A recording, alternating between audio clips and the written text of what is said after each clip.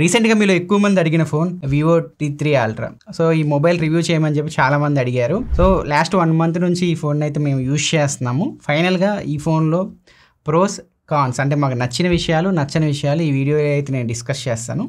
ఇంకా ఆలస్యం చేయకుండా వీడియో స్టార్ట్ చేద్దాం. ఈ ఫోన్ని 1 మంత్ నుంచి యూజ్ చేస్తున్నప్పుడు మాకు 2 అప్డేట్స్ అయితే వచ్చాయి. ఒకటి కెమెరా పరంగా కొన్ని అప్డేట్స్ వచ్చినాయి. సెకండ్ సౌండ్ పరంగా కొన్ని అప్డేట్స్ వచ్చినాయి. అప్డేట్స్ స్క్రీన్ షాట్స్ మీకు స్క్రీన్ పైన కనిపిస్తుంటే ఒకసారి మీరు చెక్ చేసుకోవచ్చు. ఈ ఫోన్లో డిపార్ట్మెంట్ వైజ్గా నాకు నచ్చిన విషయాలు నచ్చని విషయాలు ఈ వీడియోలో మీకు ఎక్స్ప్లెయిన్ చేస్తాను. అంతకంటే ముందు ఈ ఫోన్ గురించి మీరు తెలుసుకోవాలి అనుకుంటే పూర్తి సమాచారం ప్రసాద్ అన్బాక్సింగ్ వీడియోలో అయితే ఉంటుంది. ఒకసారి మీరు ఆ అన్బాక్సింగ్ వీడియో చెక్ చేయండి. ఆ అన్బాక్సింగ్ వీడియో చెక్ చేసిన తర్వాత ఈ వీడియో చూస్తే మీకు ఇంకా క్లారిటీ అయితే వస్తుంది. జస్ట్ ఈ వీడియోలో డిపార్ట్మెంట్ వైజ్ నాకు నచ్చిన విషయాలు నచ్చని విషయాలు మాత్రం ఈ వీడియోలో నేను ఎక్స్ప్లెయిన్ చేస్తాను. ఫస్ట్ బిల్డ్ క్వాలిటీ విషయానికి వస్తే బిల్డ్ క్వాలిటీలో IP68 రేటింగ్ ఇచ్చారు. ఫోన్ పట్టుకోవడానికి చాలా స్లిమ్ ఉంది. అంటే 5500 mAh బ్యాటరీతో వచ్చిన ఫోన్ వెయిట్ డిస్ట్రిబ్యూషన్ చాలా బాగుంది. ఇన్ హ్యాండ్ ఫీల్ చాలా బాగుంది. And front back Schott alpha glass అయితే ప్రొవైడ్ చేశారు. సో కార్నింగ్ గొరిల్లా గ్లాస్ విక్టర్స్తో కంపేర్ చేస్తే కొంచెం తగ్గిద్ది. బట్ వివో వాళ్ళకి షార్ట్ వాళ్ళతో పార్ట్నర్షిప్ ఉంది గ్లాస్ పరంగా. మేబీ అందుకే ఈ గ్లాస్ తీసుకొచ్చినట్టున్నారు. సైడ్స్ మాత్రం ప్లాస్టిక్ ఇచ్చారు. సో మెటల్ బాడీ ఇచ్చుంటే బాగుండేది. ఒకవేళ మెటల్ బాడీ ఇచ్చుంటే ఫోన్ వెయిట్ చాలా పెరిగిపోయేది. మేబీ దాని కారణం చేత వీళ్ళు ప్లాస్టిక్ వెళ్ళిపోయినట్టు మనకు అర్థం అవుతుంది. సో ఓవరాల్ గా బిల్డ్ క్వాలిటీ పరంగా నాకు పెద్ద కంప్లైంట్స్ అయితే లేవు. ఇంకా డిస్ప్లే విషయానికి వస్తే డిస్ప్లే పరంగా చాలా బాగుంది ఫోన్. యూట్యూబ్ వీడియోస్ HDR లో ప్లే అవుతాయి, 4K లో ప్లే అవుతాయి. అండ్ సినిమాలు చూస్తాం కదా OTTలో, అవి కూడా HD లో ప్లే అవుతాయి. ఒకటే నాకు కాన్ అనిపించింది, నెట్ఫ్లిక్స్ లో HDR లేదు. అది ఒక్కటి ఇచ్చుంటే బాగుండేది. మేబీ ఫ్యూచర్ అప్డేట్ లో దీన్ని ఫిక్స్ చేస్తే బాగుంటుంది, HDR అప్డేట్ ఇచ్చి. అండ్ ఎండలోకి తీసుకెళ్ళినప్పుడు కూడా సన్లైట్ విజిబిలిటీ బాగుంది. నాకు ఎక్కడ ప్రాబ్లం అయితే అనిపించలేదు. ఓవరాల్ గా డిస్ప్లే డిపార్ట్మెంట్ గుడ్. డిస్ప్లే పరంగా ఇది కర్వ్డ్ డిస్ప్లేతో వస్తుంది. బయట UV గ్లాసెస్ ఉంటాయి, అవి వేయించుకోకండి. ప్రస్తుతానికైతే షీట్స్ అయితే వేయించుకోండి. షీట్స్ చిక్కుతాయి బయట. దానికి సంబంధించి నేను సపరేట్గా వీడియో చేస్తాను. దాదాపు 3 months నుంచి రీసెర్చ్ చేస్తున్నాను ఆ టాపిక్ పైన. లాస్ట్కి వచ్చింది, దానికి సంబంధించి సపరేట్గా వీడియో అయితే నేను పోస్ట్ చేస్తాను. చాలా బాగుంటుంది ఆ వీడియో, ఖచ్చితంగా ఆ వీడియో చెక్ చేయండి. ఈ సౌండ్ క్వాలిటీ విషయానికి వస్తే సౌండ్ క్వాలిటీ పరంగా కూడా బాగానే ఉంది. రీసెంట్గా ఒక అప్డేట్ కూడా ఇచ్చారు సౌండ్ క్వాలిటీ రిలేటెడ్. కింద స్పీకర్ నుంచి సౌండ్ క్వాలిటీ బాగానే వస్తుంది, పైన స్పీకర్ నుంచి సౌండ్ క్వాలిటీ బాగానే వస్తుంది. కాకపోతే డాల్బీ బ్యాడ్జింగ్ ఇచ్చుంటే బాగుండేది. డాల్బీతో పార్ట్నర్షిప్ తీసుకొని ఈ ఫోన్లో డాల్బీ అట్మాస్ అలాంటి సపోర్ట్ ఇచ్చుంటే బాగుండేది. దీని కాంపిటేటర్ అయిన మోటో H50 Proలో మీకు డాల్బీ అట్మాస్ సపోర్ట్ ఉంటుంది. సో దానిలో మీకు ఇంకా స్పేషియల్ ఆడియో సపోర్ట్ ఉంటుంది. సౌండ్ పరంగా అదే మీకు కొంచెం బెటర్ ఎక్స్పీరియన్స్ అయితే ఉంటుంది దీంతో కంపేర్ చేస్తే. వీళ్ళకి సపరేట్గా సూపర్ ఆడియో అని చెప్పి ఒకటి ఉంటుంది. సో దాని నుంచి వీళ్ళు ఆడియో ట్యూన్ అయితే చేసుకుంటారు. ఒప్పో వాళ్ళకి కూడా ఓ రియాలిటీ అనే ఉంటుంది. సో వాళ్ళు డాల్బీ అట్మాస్ తీసుకొస్తారు. వీళ్ళు కూడా డాల్బీ అట్మాస్ వీటితో పార్ట్నర్షిప్ తీసుకొని వీళ్ళ ఫోన్స్లో అవి కూడా ఆ ఫీచర్స్ కూడా తీసుకొస్తే సౌండ్ పరంగా వివో IQ ఫోన్స్ కూడా బాగుంటాయి. ఓవరాల్గా సౌండ్ బాగాలేదా అంటే బాగుంది, నాకైతే బాగానే నచ్చింది. కాకపోతే దీని కాంపిటేటర్స్తో కంపేర్ చేస్తే కొంచెం తగ్గిద్ది. ఇంకా పర్ఫార్మెన్స్ విషయానికి వస్తే ఇది మీడియాటెక్ డైమెన్సిటీ 9200+ ప్రాసెసర్ పైన అయితే రన్ అవుతుంది. సో స్నాప్డ్రాగన్తో కంపేర్ చేస్తే స్నాప్డ్రాగన్ 8 Gen 2 దీనికి కాంపిటేటర్ అని మనం చెప్పుకోవచ్చు. సో ప్రాసెసర్ ఓవరాల్గా జనరల్ యూజ్ చేస్తున్నప్పుడు కానీ మీరు గేమ్స్ ఆడుతున్నప్పుడు కానీ నేనైతే ఎటువంటి కంప్లైంట్స్ అయితే నోటీస్ చేయాలి ప్రాసెసర్ రిలేటెడ్. ఈ ఫోన్ లైన్కి కూడా ఇచ్చి మేము స్క్రీమ్స్ ఆడిపించాము, వాడు కూడా ఆడాడు. BGM అయితే అన్ని గ్రాఫిక్స్లో అయితే హ్యాండిల్ చేస్తుంది. Smooth and extreme, HDR extreme, ultra HDలో ఈ ఫోన్ హ్యాండిల్ చేస్తుంది. ఒకటే కాన్ వచ్చేసరికి 90 FPS గేమింగ్ సపోర్ట్ ఇస్తే బాగుండేది. మరి ఫ్యూచర్లో ఈ ప్రాసెసర్ అయితే క్యాపబిలిటీ ఉంది, తీసుకొస్తే చాలా బాగుంటుంది. ప్రెజెంట్ అయితే రాలేదు దీనికైతే. నిన్న నథింగ్ ఫోన్ 2కి వచ్చింది. సో దీనికి కూడా ఫ్యూచర్లో తీసుకొస్తే గేమింగ్ పరంగా ప్రాసెసర్ మంచిది. మీరు జనరల్గా యూజ్ చేస్తున్నప్పుడు కానీ గేమ్స్ ఆడుతున్నప్పుడు కానీ మీకు ఎటువంటి ప్రాబ్లం అయితే ఉండదు. మరి మీరు హెవీగా యూజ్ చేస్తుంటే గేమ్స్ ఆడి అండ్ హెవీగా కెమెరా యూజ్ చేస్తుంటే మీకు బ్యాక్ సైడ్ కానీ ఫ్రంట్ సైడ్ కానీ కొంచెం వార్మ్ ఫీలింగ్ అయితే ఉంటుంది. మీరు ₹1,00,000 ఫోన్ తీసుకున్నా 2,00,000 ఫోన్ తీసుకున్నా ఖచ్చితంగా వార్మ్ ఫీలింగ్ అయితే మీరు నోటీస్ చేస్తారు ఏ ఫోన్లో తీసుకున్నా. మేము టెస్ట్ చేసినప్పుడు ఇది 41.2 degrees వరకు అయితే మాక్సిమం టెంపరేచర్ అయితే రీచ్ అయింది. 1 hour గేమ్ ఆడిన తర్వాత 17% బ్యాటరీ డ్రాప్ అయింది. ఇప్పుడు వింటర్ కాబట్టి మాకు ఈ టెంపరేచర్ వచ్చింది. ఫ్యూచర్లో మీరు సమ్మర్లో వాడుతున్నప్పుడు ఒక 2-3 degrees ఎక్కువ వచ్చే ఛాన్సెస్ అయితే ఉంటాయి. ఓవరాల్గా ఈటింగ్ ఇష్యూస్ ఏమైనా ఉన్నాయా అంటే నేను నా ఫోన్లో అయితే ఎలాంటి ఈటింగ్ ఇష్యూస్ అయితే నేను నోటీస్ చేయలేదు. పర్ఫార్మెన్స్ పరంగా ఏమైనా కాన్స్ ఉన్నాయా అంటే సో వీళ్ళు UFS 4.0 ఇచ్చుంటే బాగుండేది ఆ ప్రైస్ కి. సెకండ్ వన్ వచ్చేసరికి BGMIలో 90 FPS సపోర్ట్ ఇస్తే బాగుండేది. సో ఈ రెండు నాకు కొంచెం కాన్స్ లా అనిపించినాయి. సో ఓవరాల్ గా పర్ఫార్మెన్స్ పరంగా అయితే నాకు బాగా అనిపించింది. ఇంకా నీకు బెటర్ పర్ఫార్మెన్స్ కావాలి అనుకుంటే నాకైతే నాకు బాగా నచ్చింది IQ Neo 9 Pro. అది చాలా బాగుంది BGMI కానీ మిగతా గేమ్స్ ఆడుతున్నప్పుడు. ఇంకా నాకు అంత బడ్జెట్ లేదు, నాకు బడ్జెట్లో కావాలి అంటే పోకో F6కి అయితే వెళ్ళిపోండి. ఓవరాల్గా పర్ఫార్మెన్స్ డిపార్ట్మెంట్లో కూడా గుడ్. ఇప్పుడు ప్రసాద్ అన్న కెమెరా డిపార్ట్మెంట్ అయితే ఎక్స్ప్లెయిన్ చేస్తాడు. అక్కడే ప్రసాద్ అన్న కెమెరా డిపార్ట్మెంట్ కంక్లూజన్ కూడా మీకు ఇస్తారు. ఆ బిట్ మీరు ఒకసారి చూడండి.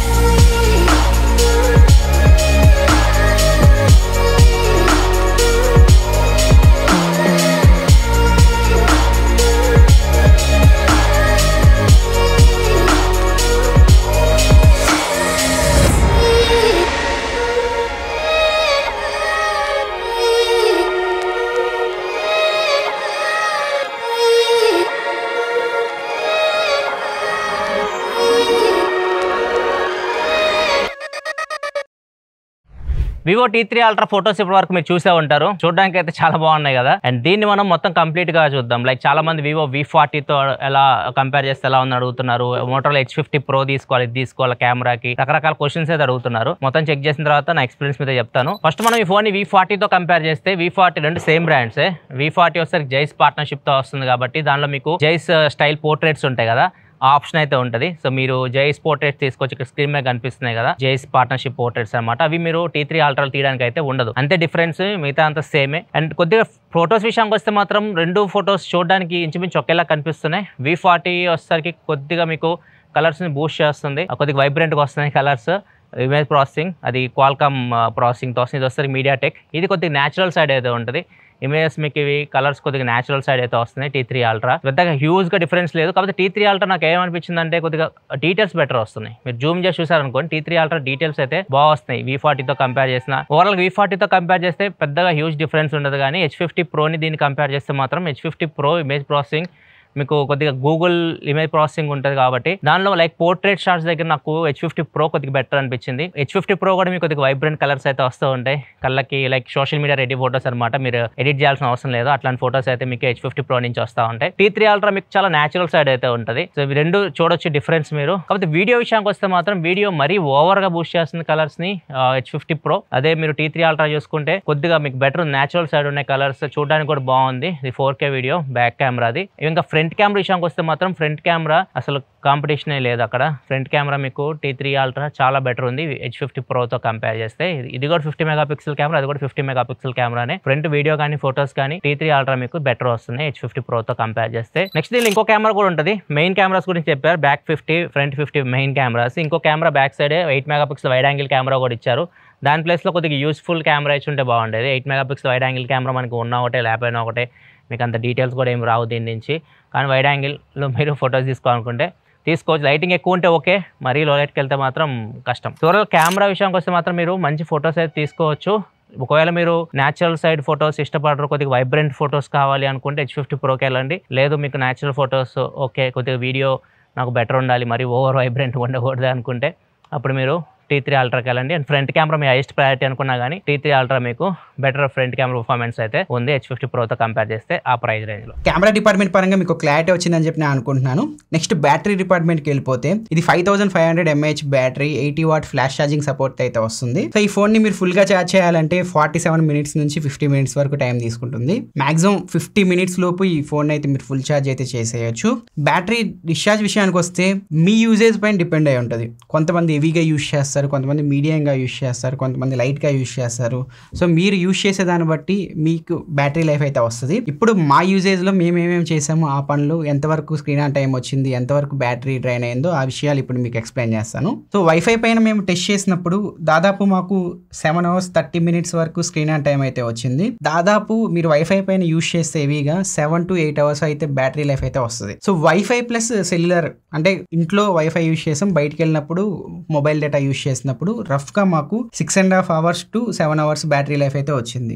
ఓవరాల్గా మీరు ఒకవేళ 10కి ఆఫీస్కి వెళ్ళి ఈవినింగ్ 5కి 6కి ఇంటికి వచ్చే వాళ్ళు అయితే, నైట్ లోపు ఇంటికి వచ్చే వాళ్ళు అయితే ఖచ్చితంగా మీరు 1 full వర్కింగ్ డే అయితే ఈ ఫోన్ అయితే యూజ్ చేయొచ్చు ఎటువంటి ప్రాబ్లం లేకుండా. సో బ్యాటరీ డిపార్ట్మెంట్ కూడా గుడ్. నెక్స్ట్ ఓఎస్ విషయానికి వస్తే వీళ్ళు 2 years Android updates, 3 years security updates అయితే ఇస్తున్నారు. ఇప్పుడు ఆండ్రాయిడ్ 14 పైన రన్ అవుతుంది. 1-2 monthsలో ఆండ్రాయిడ్ 15 వచ్చేయచ్చు. ఇంకా ఇది కాకుండా ఇంక 1 సంవత్సరం మీకు ఆండ్రాయిడ్ అప్డేట్స్ అయితే ఇస్తున్నారు. ఇది ఒకటి నాకు నచ్చలేదు. సో వీళ్ళు కొంచెం అట్లీస్ట్ వీళ్ళు 3 to 4 years, 4 to 5 years ఇలా అప్డేట్స్ ప్రొవైడ్ చేసి ఉంటే బాగుండేది. అండ్ ఇంకొకటి 30,000 పెడుతున్నాడు యూజర్. 30,000 పెట్టినప్పుడు ఈ యాప్స్ ఎందుకు, బ్లోట్వేర్ యాప్స్? సో వీటి నుంచి వచ్చే నోటిఫికేషన్స్ కానీ వీళ్ళకి యూజర్ ఎక్స్పీరియన్స్కి కొంచెం భంగం కలిగిస్తూ ఉంటాయి.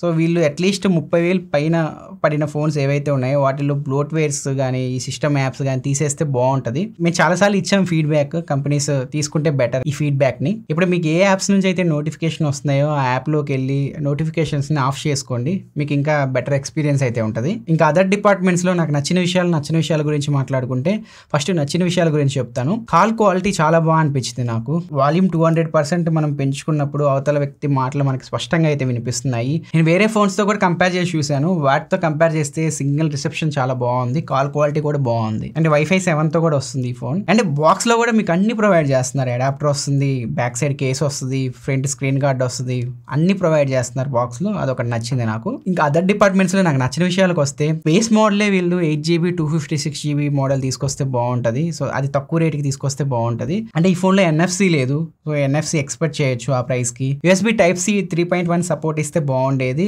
అండ్ IR బ్లాస్టర్ కూడా ఇస్తే బాగుండేది. యాక్చువల్గా వివో ఫోన్స్కి ఇస్తారు IR బ్లాస్టర్, దీనిలో మిస్ అయ్యింది. సో ఇవి నాకు కొన్ని నచ్చని విషయాలు. అయితే నాకు మేజర్గా ఈ ఫోన్లో మేజర్ డ్రాబ్యాక్స్ అయితే నాకేం కనిపించలేదు 30,000 రూపాయల దగ్గర. ఫైనల్గా ఈ వీడియో కంక్లూజన్ విషయానికి వస్తే, ఈ mobile price 8GB RAM 128GB model 31,999 రూపాయలు పెట్టారు. ఇప్పుడు మొన్న దసరా సేల్స్లో, ఇప్పుడు దీపావళి సేల్స్లో 28,000 రూపాయలు 29,000 రూపాయలకి ఆఫర్స్ కలుపుకొని వస్తుంది. సో ఒకవేళ కనుక మీరు 31,000 33,000 రూపాయలు పెట్టి ఈ ఫోన్ తీసుకోవాలి అనుకుంటే, దీనికంటే నేను IQ Neo 9 Proకి వెళ్ళిపోమని చెప్పి సజెస్ట్ చేస్తాను. అది ఓవరాల్గా బెటర్ ఆప్టిమైజేషన్ అయితే ఉంది, అన్ని డిపార్ట్మెంట్స్లో చాలా బాగుంది. ఓన్లీ ఫ్రంట్ కెమెరా ఒకటి దానిలో కొంచెం తగ్గిద్ది ఈ ఫోన్తో కంపేర్ చేస్తే, మిగతా అన్ని డిపార్ట్మెంట్స్లో కొంచెం అది బాగుంది. అండ్ IP68 కూడా ఈ ఫోన్లో ఉంటుంది, ఆ ఫోన్లో ఉండదు. ఫైనల్గా ఒక ముక్కలో చెప్పాలి అంటే, 30,000 దగ్గర ఒక ఆల్రౌండ్ ఫోన్ కోసం మీరు చూస్తున్నారు అనుకోండి, ఖచ్చితంగా ఈ ఫోన్ అయితే మీరు కన్సిడర్ చేయొచ్చు. ఈ ఫోన్ మెయిన్ కొనాలి అనుకుంటే 30,000 దగ్గర ఆల్రౌండ్ ఫోన్లో ఇదే ఉంది ప్రజెంట్ అయితే నాకు తెలిసిన ఫోన్స్లో. మోటో H50 Pro ఉంది, కానీ దానిలో మనం అంత గేమ్స్ అయితే ఆడుకోలేము, పర్ఫార్మెన్స్ అంత ఉండదు. ఫ్రంట్ కెమెరా ఇదే బెటర్ ఉంది దాంతో కంపేర్ చేస్తే, బ్యాటరీ లైఫ్ కూడా దాంతో కంపేర్ చేస్తే దీనిలోనే కొంచెం బెటర్ ఉన్నాయి. సో ఓవరాల్గా అన్ని డిపార్ట్మెంట్స్లో నాకు బెటర్ అనిపించింది ఈ ఫోన్. సో దీంతో కంపేర్ చేస్తే మోటోలో H50 Pro కూడా కొన్ని బాగుంటాయి, కొన్ని ఫీచర్స్. ఇది ఓన్లీ 8GB 128GBతోనే వస్తుంది, అది 12GB RAM 256GB స్టోరేజ్తో వస్తుంది. దానిలో మీకు వైర్లెస్ ఛార్జింగ్ ఉంటుంది, టెలిఫోటో లెన్స్ ఉంటాయి, సో క్లీన్ ఆండ్రాయిడ్ వస్తుంది, అండ్ సౌండ్ క్వాలిటీ కొంచెం బెటర్ ఉంటుంది. సో ఒకవేళ మీకు అవి హైయెస్ట్ ప్రయారిటీ అనుకుంటే దానికి వెళ్ళిపోండి. ఒకవేళ అవి కాకుండా ఇవి మీకు హైయెస్ట్ ప్రయారిటీ అనుకుంటే ఈ ఫోన్కి అయితే వెళ్ళిపోవచ్చు. ఈ రెండు ఫోన్స్ ఆ ప్రైస్ రేంజ్లో బాగున్నాయి మేము టెస్ట్ చేసినప్పుడు, Moto H50 Pro and Vivo T3 Ultra. ఈ రెండు ఫోన్స్లో మీకు నచ్చిన ఫోన్ ఒకసారి చెక్ చేసుకోండి, ప్రోస్ కాన్స్. దాని ప్రకారం మీరు ఒక ఫోన్ అయితే మీరు చూస్ చేసుకోవచ్చు. ఒకవేళ ఈ ఫోన్ మీరు కొన్న తర్వాత యూస్ చేస్తున్నప్పుడు ఏమైనా ప్రాబ్లమ్స్ వస్తున్నాయా, ఆ ప్రాబ్లమ్స్ కింద కామెంట్ సెక్షన్లో అయితే తెలియజేయండి, మేము కూడా తెలుసుకుంటాము. ఫ్యూచర్లో ఒకవేళ ఏమైనా వీడియోస్ చేస్తున్నప్పుడు ఆ కామెంట్స్ కూడా మేము అప్డేట్ చేసి జనాలకి అయితే చెప్తాము. ఒకవేళ ఈ ఫోన్ మీరు కొనే ఉద్దేశం ఉంటే ఒకసారి కింద కామెంట్ సెక్షన్లో అయితే చూడండి, ఎవరైనా కొన్న వాళ్ళకి ఏమైనా ప్రాబ్లమ్స్ వస్తే కింద కామెంట్ సెక్షన్లో తెలియజేస్తారు కదా, అవి కూడా చూసుకొని ఆ కాన్స్ మీకు ఎఫెక్ట్ కొట్టవు అనుకుంటే అప్పుడు ఈ ఫోన్ అయితే మీరు కన్సిడర్ చేయొచ్చు. ఇప్పుడు నేను చెప్పిన ఎక్స్పీరియన్స్ కేవలం మా ఫోన్లో మేము ఎక్స్పీరియన్స్ చేసిన విషయాల్లో నాకు నచ్చిన విషయాలు, నచ్చిన విషయాలు మాత్రమే మీకు ఇప్పుడు ఎక్స్ప్లెయిన్ చేయడం జరిగింది. ఈ వీడియో మీకు నచ్చింది అనుకున్నాను. ఒక వీడియో నచ్చితే కింద లైక్ బటన్ ప్రెస్ చేయండి. ఇలాంటి మరిన్ని యూస్ఫుల్ కంటెంట్ కోసం మన ఛానల్ సబ్స్క్రైబ్ చేసుకొని ఫాలో అవుతుండండి. టాటా, బై బై.